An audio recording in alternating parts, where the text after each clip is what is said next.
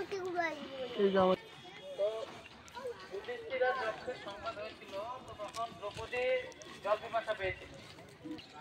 আমার আগে প্রশ্ন উত্তর দাও, নাহলে তুমি মারা যাবে। তো বলছে আগে জল খেয়ে নি, তারপরে বলছে তুমি সাবধান মারা যাবে।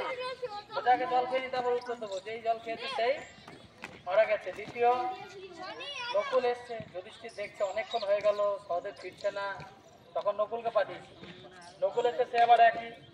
তো নকুল এসে বলছে জল খাবে, দাঁড়াও জল খাবে না, আমার প্রশ্ন আগে উত্তর দাও।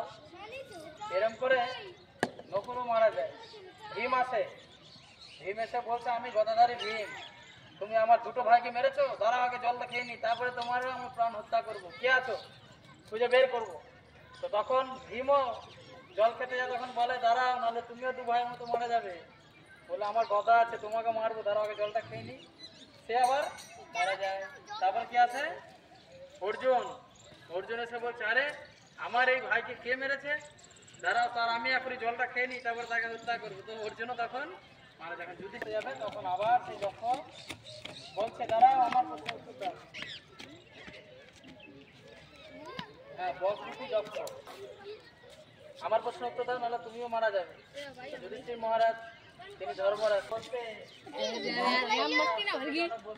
চারিদিকে